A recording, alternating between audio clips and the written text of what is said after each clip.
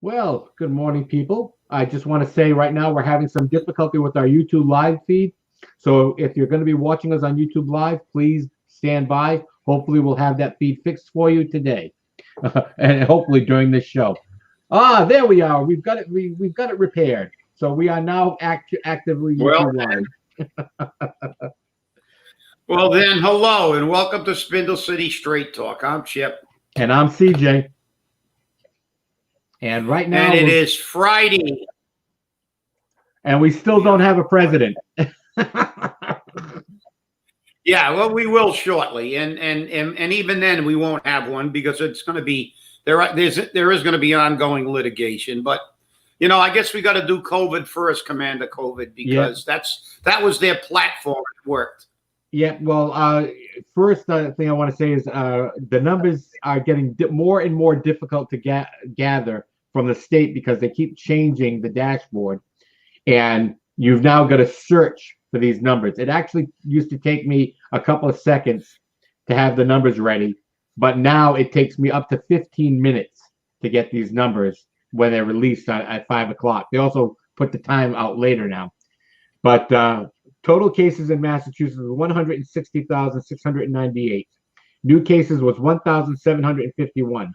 Total deaths is 10,085. New deaths are 23. Bristol County has 13,440. Fall River had 53 new cases yesterday, bringing us to a count of 2,964. Fatalities remain at 140. So those are the numbers. I don't know how much longer I'm going to keep taking these numbers up because it's getting more and more difficult to get them. For some reason, the state wants to keep burying them, and that's what it appears. I posted on Carol Fiola's wall because she only posts the first page, which basically has no information at all, that she needs to talk to the DPH and go back to the old dashboard.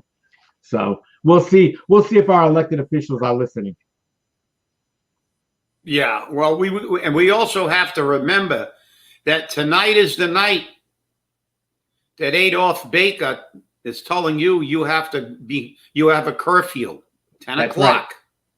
We must be back in our homes by 10 p.m. Unless you're demonstrating. If you want to burn something down or rip down a statue, feel free. You can get out there because there'll be no charges, no bail, no anything. They're just going to let you go.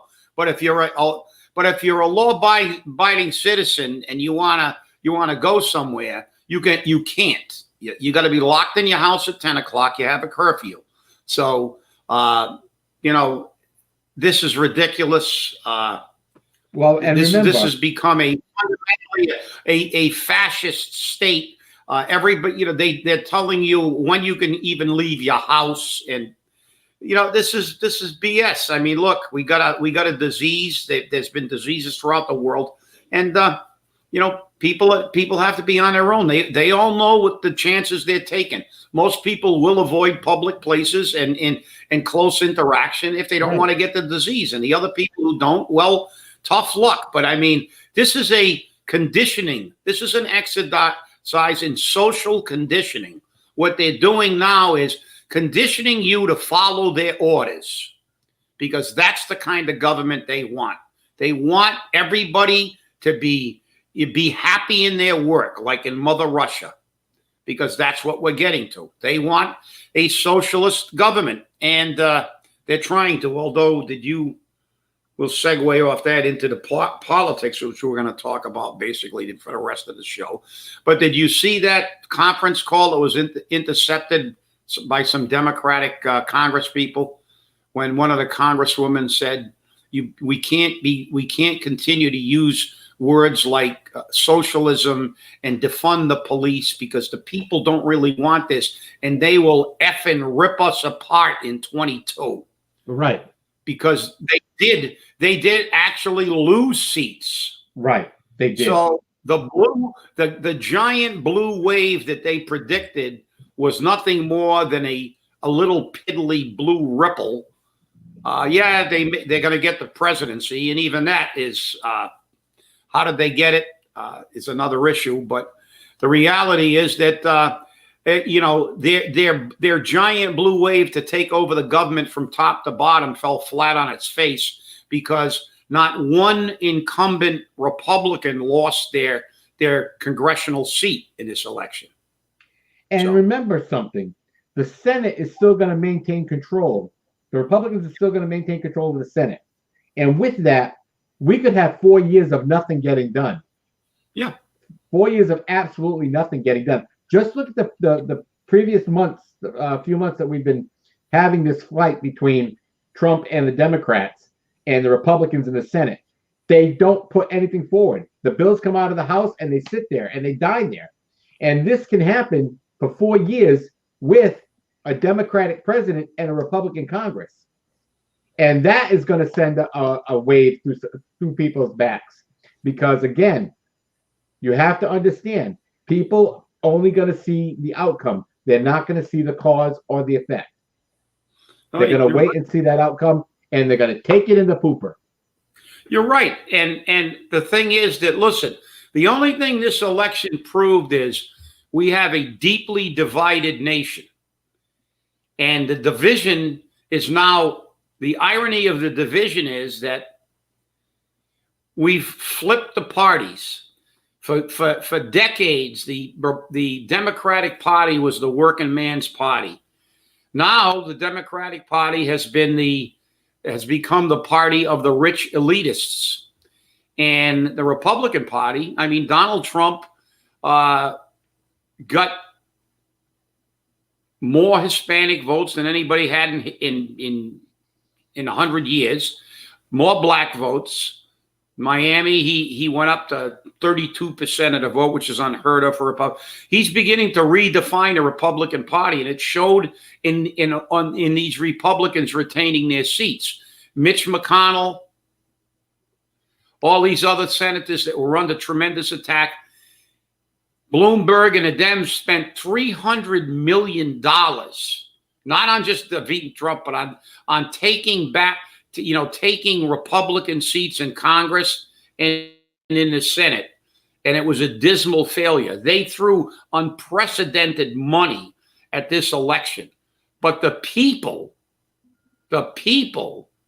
now, the working people, supported the Republican Party in this election. Now, the presidency, well, that's another issue. I mean, we've had, if you don't think that there's been shenanigans in this election, you better put the tinfoil back on your head, because the Martians are coming. Because, look, there's been voter fraud throughout the history of the United States. Mayor Daley in Chicago won for like 1 billion years, and everybody in the cemetery surrounding Chicago voted in his elections.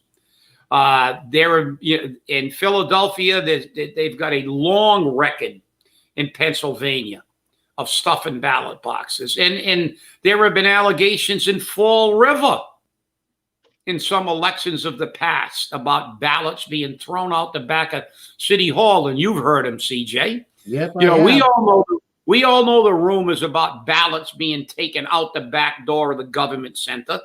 And but listen, it's never been done. The thing that's disturbing is it's never been done on a national scale. It's been done for certain elections, local elections, state elections, but never. And they've been planning this for 4 years. That was their plan. If the election's close, they were going to make sure they figured out a way to skew the election. And if you don't think there's been some hanky-panky, you're crazy. But as you said, CJ, I think that's extremely important point that you have to expand on it. We have to really what they've really accomplished right now, in my opinion, is destroying the ability of this country to do anything for the next 4 years. Would they have further divided this nation with this election? You win, you win. You lose, you lose. If you can win straight up, fine. But there shouldn't be all this controversy and stuff like this about. And it was a razor-thin election, so no matter who won, even if Donald Trump won, you have to look at what we have in this nation. We have a deeply divided nation. And to me, the biggest, this is going to be over at some point in time when all litigation is over, and it will probably be Joe Biden as the president if he lasts 6 months. But the reality is that They're going to be ineffectual because they didn't get a mandate. I mean, it's razor thin, 50% of the country, and they want to stay in power. And as that Congresswoman said, they will effing rip us apart in 22 if we don't wake up and start doing it. So what I'm really looking forward to is the fight over dumping Pelosi and Schumer, because the progressives want to take over that party, and the moderates are now shaking and quaking in their boots about keeping their congressional seats in 22 because they've seen the Republicans take seats that were never Republican seats before. And they're scared, and I mean really scared, of 22. And of course, 24, well, we'll see what happens in 24, but you know, the country is in turmoil. This is not going to go away. Both sides are radically in favor of their candidate, and the wounds of this election, presidential election, will not be healed. But we have to look beyond the presidency at the House and the Senate. And as you said, the House actually gained Republicans, and they kept control of the Senate. So I can tell you one thing: there's going to be a lot to watch in the next 4 years. Well, you know, I was watching. In the next 2 years, I was watching the news this morning, and they were talking about the division of the country. And the thing that the Democratic Party needs to learn is right now this division is 50-50. Right down party lines, and in some cases, you know, racial lines. But oddly enough, a good chunk of the black population, a good chunk of the Latino population voted for Trump. They voted for Trump. So obviously they don't see him as a racist. So there's something going on here that the Democratic Party's missing, and they need to find it. Because if they miss this in 2 years or in the next election cycle, they're gonna be hurting. They're going to be a hurting puppy. And according to a Trump insider that leaked this information, and this was a big if that it was said, if the president loses this election, you can be guaranteed that in 2024, he's coming back, which wouldn't surprise me. And that would be another president who served 2 terms separately. Yeah, well, you know, you're right. It wouldn't. But as you said, look, the Democratic Party and you know, the progressives don't see anything. All they see is making this country a socialist country, and like Mother Russia, Bernie, the self-proclaimed socialist, and the rest of these boneheads, who, by the way, routinely fix their elections. I mean, wasn't Ilhan Omar? Didn't they find some of her people harvesting ballots and stuff up in Michigan? This is the Congress. Yeah. She's. I mean, that they had it was a blurt, but it just went off the radar because they said forget about it. But they were tampering with ballots in her election. And look, she married her brother. That's not an allegation. They've proven that. That's a fact. She married her brother. Now she's got a new husband, and there are allegations that she's siphoning millions of dollars of her campaign funds into his personal account. So, you know, you've got a lot of corrupt people in these states. And where's she from? Michigan. And look at the problems in Michigan, right? So, but this is the Democratic Party is losing the working man. You know, Trump won Florida easily. Why?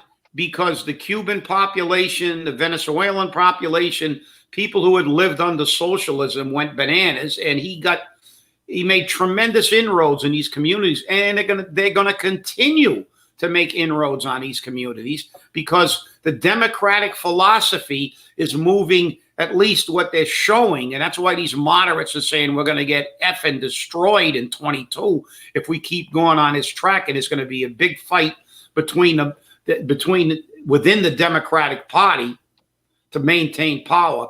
And the result of that is they're going to begin to lose even more of the minority communities. Because let's face it, the Dems have run Baltimore for forever.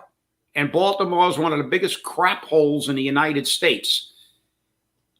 And you got guys like that Clyburn there.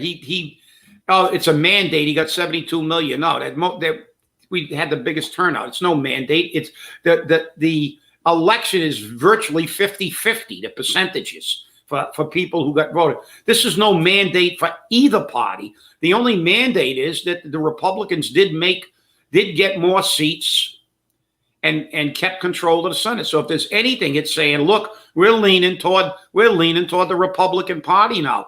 And if the Republican Party was smart, they would work that as hard as they can and continue to become the party of the average citizen, because the Democrats are so far left, they're in another universe. And this whole election disaster is just fueling the fire. It's just getting people to dig their heels in deeper and deeper.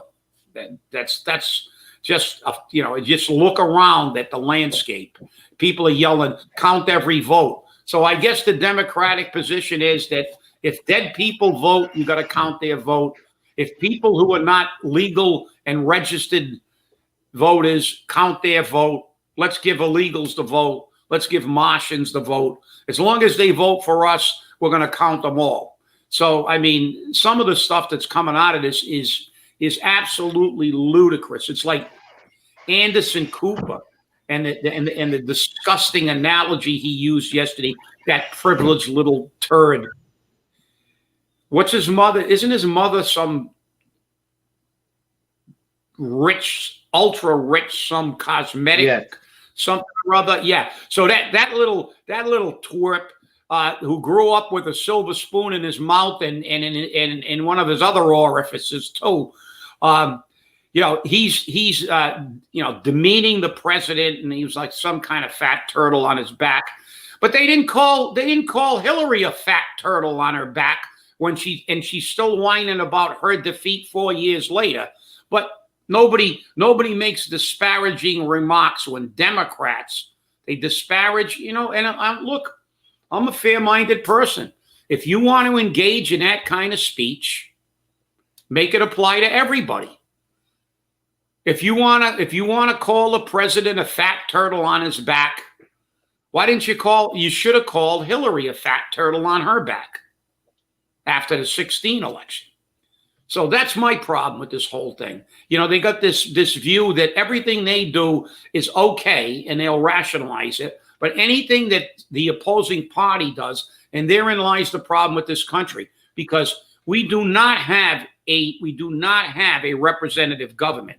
We have two political factions that want to run the government, period, without regard for the people who they are supposed to represent in a republic.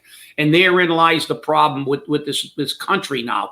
That's why George Washington was not in favor of the party system. So hey, that's just my spin. No question about that. And by the way, Anderson Cooper's mother was Gloria Vanderbilt. All the Vanderbilts. Like what didn't they own? Exactly. But you know something? I'm glad because I think I knew that, but it's somewhere in the back of my mind. But the fact is that, listen, if you look at these people, what are they? This is the new Democratic Party. Rich, entitled elitists, right, who look down their nose at the regular person. Right. And anybody that doesn't disagree with them is a subhuman species. And this is the reason that the average American is beginning to turn away from the Democratic Party. Look at the pollsters. They lied. 4 years they've been trying to get Trump out. The polls were so skewed, it was incredible. Look, those pollsters should all lose their jobs. They did it intentionally, suppress votes. The pollsters were wrong. The media was so incredibly biased that they did everything they could, and they still barely won this election. And I don't care. If Biden wins the election, fair and square, he won the election. Put on your big boy pants and accept it, everybody. We're going to have to see what happens in 4 years. But as you said, CJ, nothing's going to happen. The country's so deeply divided.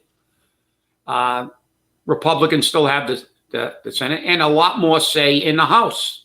And a lot of those moderate Democrats may be voting with Republicans in the next 2 years if they want to keep their seats in 22.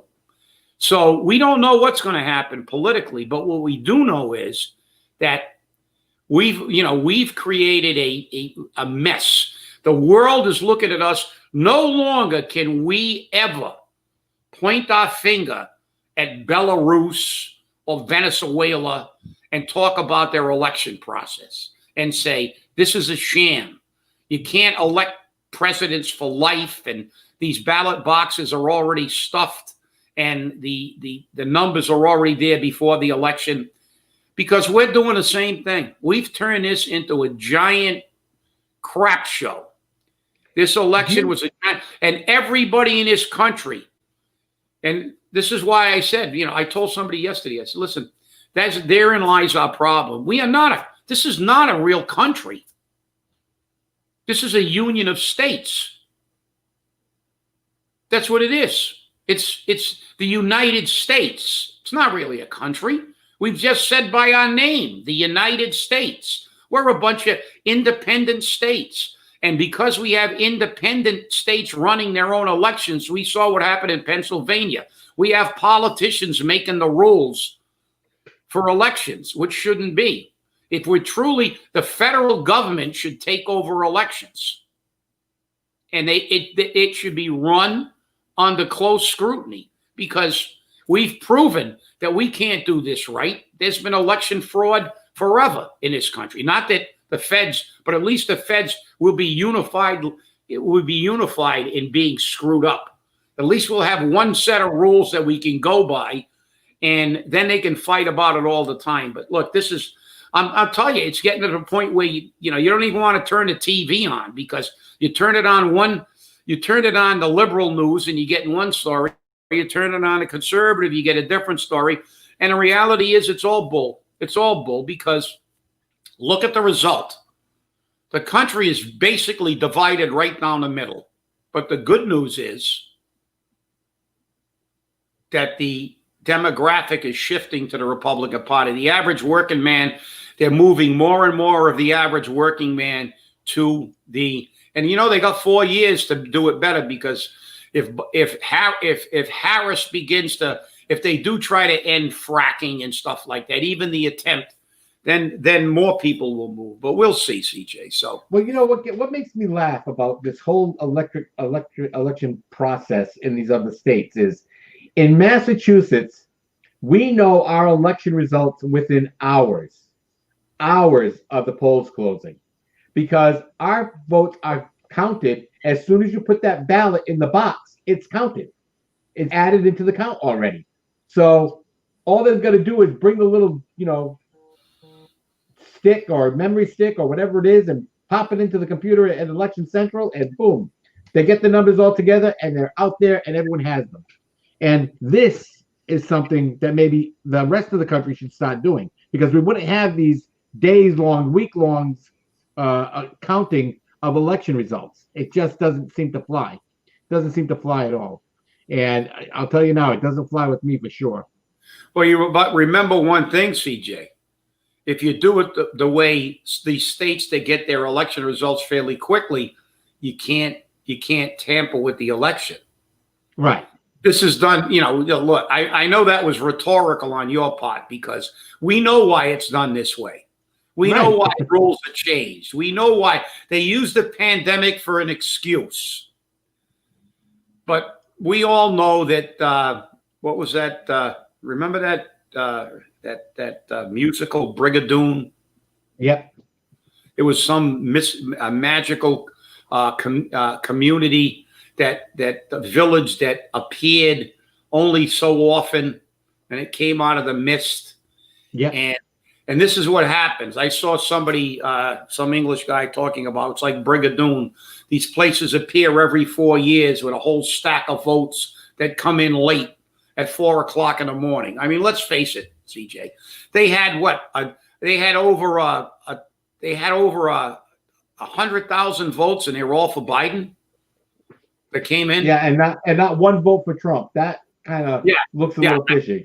What's the chance? And not only that, I heard another thing, and I'm not sure it was alleged, but obviously I didn't see the votes. But they said every one of those votes had only one box checked: Joe Biden. They didn't vote in the congressional election. They didn't vote in any of the state or local elections. Those votes only had one mark on them: Joe Biden. Right.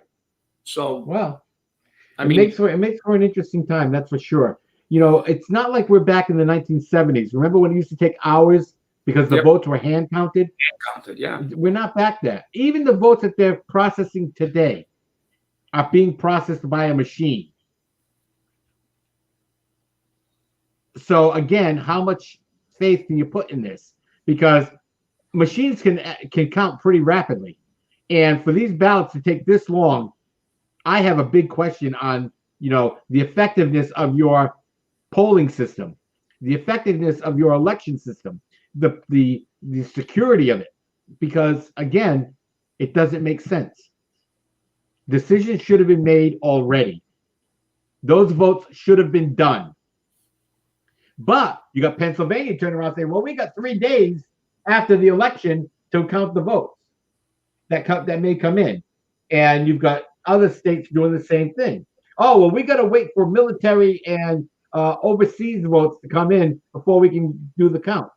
Okay, again, another problem. Massachusetts doesn't have any of that. Massachusetts says if your ballot is not in the elections office by 8 p.m., your ballot isn't counted. That's the way it should be everywhere. People don't need to mail out ballots at the last minute. It should be that way everywhere. And if it's not that way everywhere, it creates these problems like you see here. And that is not fair to the rest of the country. And it's not fair to the candidates. And you're right. You're right, CJ, because listen, for the last 100 years, we've known when election day is, right? Right. Military people got their votes in for the last 100 years. Absentee ballots and other people knew they had to get their vote in by election day. Now all of a sudden they're harvesting votes. They're coming in late. They extend the deadline. That's BS because look, the military especially. You don't think the military they follow orders. You don't think that the commanders say, okay, everybody, you got to get your ballots in, so they'll get there by November 3rd. And guess what? They would have done it. They've done it for years.